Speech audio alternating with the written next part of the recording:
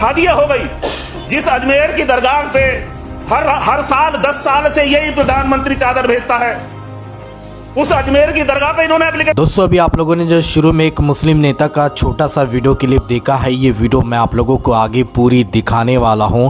जो इस वक्त ये वीडियो सोशल मीडिया पर काफ़ी वायरल हो रही है। सर, इस मुस्लिम नेता ने मंदिर मस्जिद को लेकर जो इस वक्त पूरे भारत देश के अंदर विवाद चल रहा है, काफ़ी अच्छे अंदाज में उन अंधभक्तों को जवाब दिया है जो अंधभक्त मंदिर मस्जिद को लेकर विवाद कर रहे हैं, अजमेर दरगाह को लेकर विवाद कर रहे हैं। इसी तरह से इस मुस्लिम नेता ने अजमेर दरगाह को लेकर ये भी कहा है कि हर साल अजमेर दरगाह पर हमारे देश के जो प्राइम मिनिस्टर है नरेंद्र मोदी जी, वो हर साल चादर भेजते हैं, लेकिन कुछ अंधभक्त जो है इसी अजमेर दरगाह के नीचे शिवजी का मंदिर बता रहे हैं। तो ऐसे अंधभक्तों को आज इस मुस्लिम नेता ने बहुत ही ज़बरदस्त करारा जवाब दिया है, जो कि मैं आप लोगों को इस मुस्लिम नेता का यहीं पर पूरा वीडियो क्लिप दिखाने वाला हूं। लेकिन वीडियो दिखाने से पहले आप सभी से रिक्वेस्ट करना चाहूँगा, प्लीज़ इस वीडियो को ज़रूर लास्ट तक देखिए और जितना हो सके इस वीडियो को ज़्यादा से ज़्यादा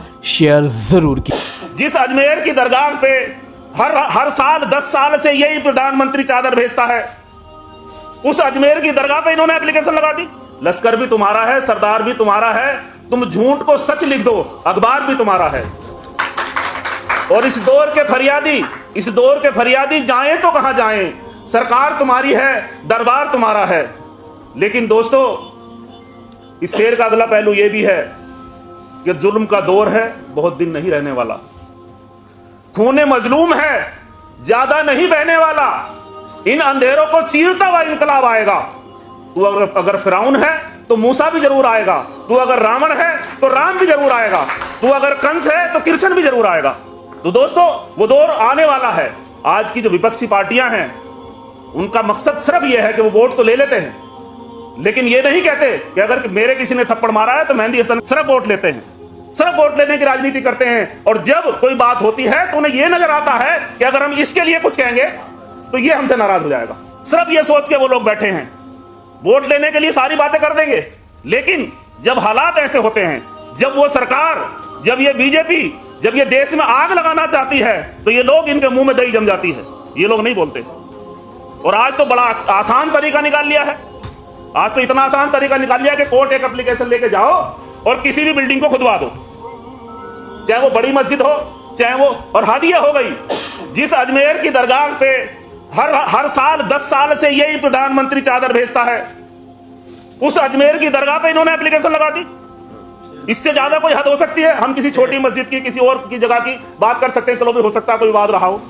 और हमारे साथ सुप्रीम कोर्ट के वकील बैठे हैं, हमारे साथ वीरपाल मलिक जी बैठे हैं, हमारे साथ जो कानून के जानकार है वो बैठे हैं। जब एक बात तय हो गई कि 1947 के बाद जो धर्मस्थल जिस तरह से है उसी तरह रहेगा, उसमें कोई परिवर्तन नहीं होगा, तो फिर कौन से कानून के तहत आप ये काम करते हो? न तेरा है न मेरा है, ये हिंदुस्तान सबका है। न तेरा है न मेरा है, ये हिंदुस्तान सबका है। जो न समझी गई ये बात, तो नुकसान सबका है। यहां पर मिलती हैं नदियां जो दिखलाई नहीं देती, मगर महासागर बनाने में मगर नुकसान सबका है। जय हिंद, जय भारत, खुदा। बहुत बढ़िया। देखिए, जातिगत जनगणना कराना सरकार की हम मजबूरी कर देंगे। और जातिगत जनगणना इसलिए जरूरी है कि देश में अगर विकास कराना है तो जातिगत जनगणना बहुत जरूरी है। और आप बात कर रहे हैं कि जातिगत जनगणना सरकार नहीं कराना चाहती है, तो इसका मैं आपको सीधा सीधा जवाब दे देता हूँ। इसके 3 मुख्य कारण हैं। नंबर 1, नंबर 2 सुप्रीम कोर्ट, और नंबर 3 चुनाव आयोग। सरकार को ओवर कॉन्फिडेंस है, इन तीनों चीज़ों पे उन्होंने कब्जा कर लिया है। इसलिए जनता का और लोकतंत्र का, आज के समय में लोकतंत्र का कोई भी इसमें विश्वास नहीं बचा है। लोकतंत्र को ये चाहते ही नहीं है कि हम लोकतंत्र को जिंदा रखें। यही कारण है कि वो जनता को किसी भी प्रकार का डर उनके अंदर है नहीं। लेकिन हम इस बात को फिर आश्वस्त कर रहे हैं कि चाहे बलिदान देना पड़े, लेकिन हम जातिगत जनगणना करा के रहेंगे। ओबीसी महासभा का अनेक संगठनों के साथ आज महापंचायत है। महापंचायत में हम सभी लोगों ने आह्वान किया है और हम लोग संकल्प लेंगे कि दिल्ली सहित हम पूरे भारत से हम सदस्य सारे लोग आए हैं और ओबीसी की जातिगत जनगणना, एससी की जातिगत जनगणना और सामान्य वर्ग की भी जातिगत जनगणना कराने के लिए हमने मांग की है। क्योंकि हम ये चाहते हैं कि जो 3% लोग हैं, जो 5% लोग हैं, जो 7% लोग हैं, उनकी वो हिस्सेदारी के मामले में 80% कब्जा किए हुए हैं। तो मैं ये देखना चाहता हूँ कि ऐसा क्यों है, ऐसा क्यों हो रहा है।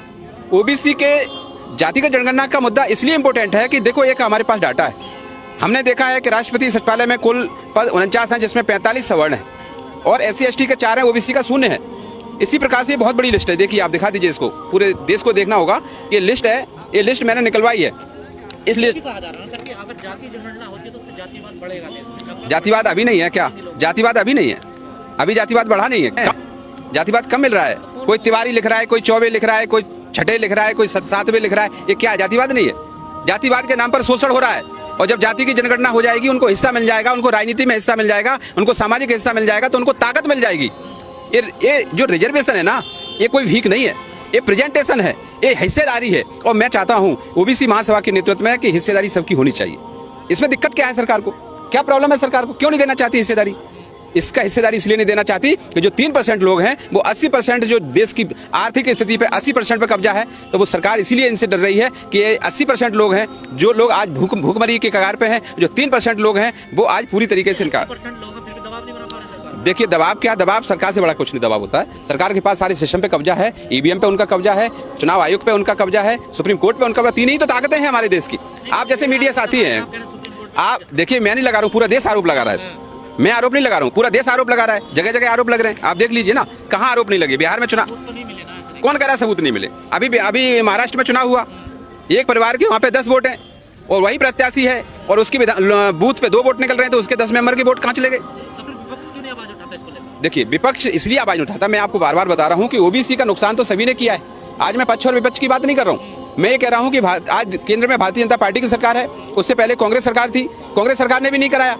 कांग्रेस सरकार का भी पक्ष थोड़ी कर रहा हूं मैं तो ये कह रहा हूं कि हमारे लिए कांग्रेस और मानवर कांसीराम साहब ने क्या कहा था कि कांग्रेस और BJP सांपनाथ और नागनाथ है, तो उसमें मानवर साहब ने गलत क्या कहा था? आज वही तो है, वही चीज हो रही है। हम लोगों को ना कांग्रेस ने जनगणना के लिए हमें आगे आने दिया, और ना भारतीय जनता पार्टी आगे दे रही। OBC के इतने नेता हैं, SC/ST के इतने नेता हैं, सांसद। अरे नहीं है, ये गुलाम है, नेता नहीं, इनको नेता नहीं कहते हैं। नेता मानवर कांसीराम साहब थे। अखिलेश यादव नेता नहीं है, तेजस्वी यादव नेता नहीं है। देखिए, अखिलेश यादव तो बात बोल रहे हैं ना, PDA की बात कर रहे हैं ना, PDA की बात तो की है ना अखिलेश जी ने। मैं ये नहीं कह रहा हूँ, मैं इनकी बात कर रहा हूँ। जैसे हमारे भारतीय जनता पार्टी में OBC के लीडर हैं, मैं उनकी बात कर रहा हूँ। वो नहीं बोल सकते, वो बात करके दिखाएं जाति का जनगणना की। SC के 131 सांसद हैं, बात करके दिखाएं, लेकिन गुलाम है, ये बात नहीं करेंगे।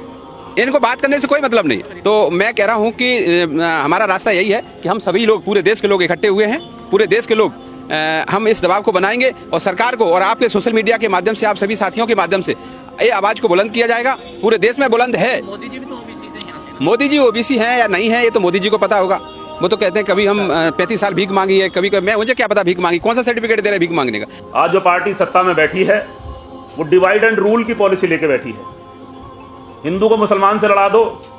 अगर हरियाणा में चुनाव होता है तो वहां हिंदू मुसलमान की लड़ाई नहीं है, इसलिए वहां 35 को 1 से लड़ाओ। महाराष्ट्र में चुनाव जब होता है तो वहां तो सरकार छीन ली भी जाती। जी हाँ दोस्तों, ये वीडियो सोशल मीडिया पर काफ़ी वायरल हो रही है। दोस्तों, मुस्लिम नेता ने अंधभक्तों की बैंड बजाकर रख दी। जो अंधभक्त मस्जिद के नीचे मंदिर खोज रहे हैं, दोस्तों, उन अंधभक्तों के मुंह पर ये इस मुस्लिम नेता का जोरदार तमाचा। दोस्तों, इस वीडियो को लाइक करें, ज़्यादा से ज़्यादा शेयर करें, और मिलते हैं एक नई वीडियो के साथ। अपना ख्याल रखें।